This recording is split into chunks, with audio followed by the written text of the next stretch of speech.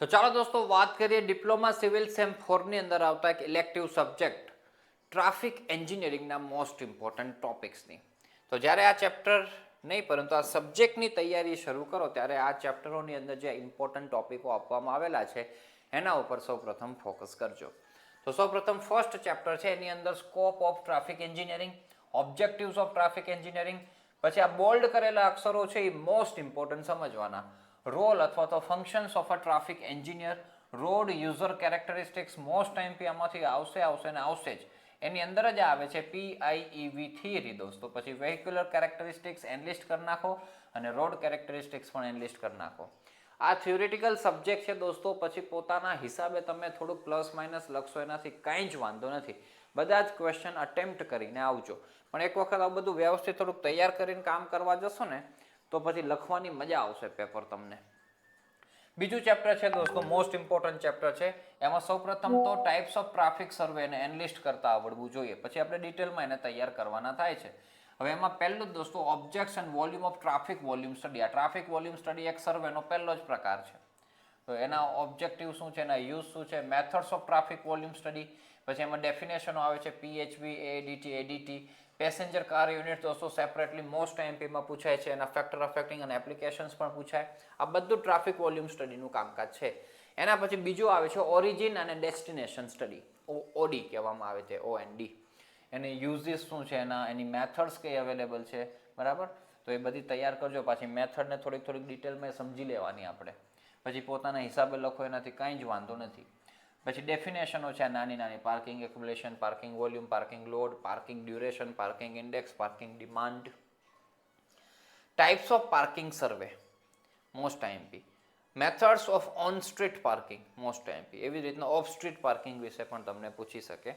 પછી spot speed studies છે, એની અંદર સ્પોટ સ્પીડ, રનિંગ સ્પીડ, આ બધાની ડેફિનેશન તૈયાર કરવાની છે. ટ્રાવેલ સ્પીડ છે, time mean speed, space mean speed, flow, concentration અથવા તો ટ્રાફિક ડેન્સિટી, બરાબર. આની ડેફિનેશનો ખાલી તૈયાર કરાય. અને મેઝરમેન્ટ ઓફ સ્પોટ સ્પીડ્સ દોસ્તો ટોપિક તૈયાર કરો એટલે આ ચેપ્ટર તમારું થાય કમ્પ્લીટ. એના પછી દોસ્તો આપણે રોડ સાઇન એન્ડ પેવમેન્ટ માર્કિંગની અંદર ઇમ્પોર્ટન્સ ઓફ ટ્રાફિક સાઇન, અલગ ટાઈપની ટ્રાફિક સાઇનો આપણને આપવામાં આવેલી છે એ તૈયાર કરીએ. એમાં પછી લોકેશન, કલર અને material of a traffic sign. Road માર્કિંગની અંદર દોસ્તો એના ફંક્શન્સ અને 4 ટાઈપના આપવામાં આવેલા છે. તો એનલિસ્ટની અંદર બધા નામ યાદ રાખવાના અને એક્સપ્લેન દોસ્તો ડિટેલમાં કોઈ પણ એક તૈયાર કરવાનું. ચાલો, એના પછી દોસ્તો ટ્રાફિક સિગ્નલ્સની અંદર નીડ એની તૈયાર કરો. એડવાન્ટેજ અને ડિસએડવાન્ટેજ મોસ્ટ આઈએમપી છે. પછી એના ટાઈપ્સ દોસ્તો, એમાં ફિક્સ ટાઈમ આવે અને ટ્રાફિક એક્યુએટેડ સિગ્નલ્સ આવે. એમાં વેહિકલ એક્યુએટેડ સિગ્નલ્સ છે દોસ્તો, એ તૈયાર કરી દેવાય.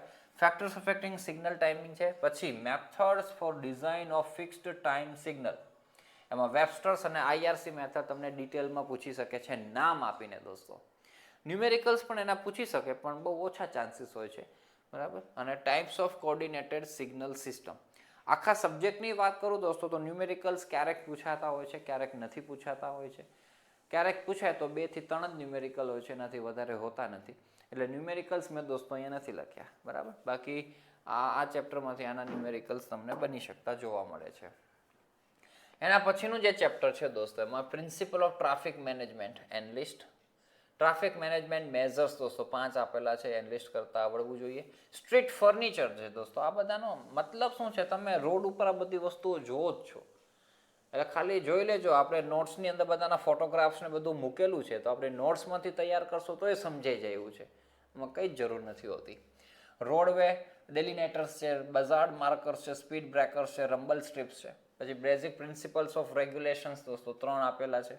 રોટરી ઇન્ટરસેક્શન્સ, એના શેપ્સ છે, એની ફિગરો ખાસ તૈયાર કરો. ટ્રાફિક આઇસલેન્ડ, આ બધા આપણે રોડ રસ્તા ઉપર જોતા જ હોઈએ છીએ. એવી રીતના ગ્રેડ સેપરેટેડ ઇન્ટરસેક્શન્સ છે અથવા એને ઇન્ટરચેન્જ પણ કહેવાય. એમાં ડાયમંડ છે, ક્લોવર લીફ છે, બરાબર. તો એની ફિગરો દોસ્તો તમને પૂછી શકે, ઇવન શોર્ટ નોટના સ્વરૂપમાં પણ પૂછે. તો ફિગર તો આવડવી જ જોઈએ. ફિગર તૈયાર કરીને પોતાના હિસાબે લખો દોસ્તો, કાંઈ વાંધો નથી.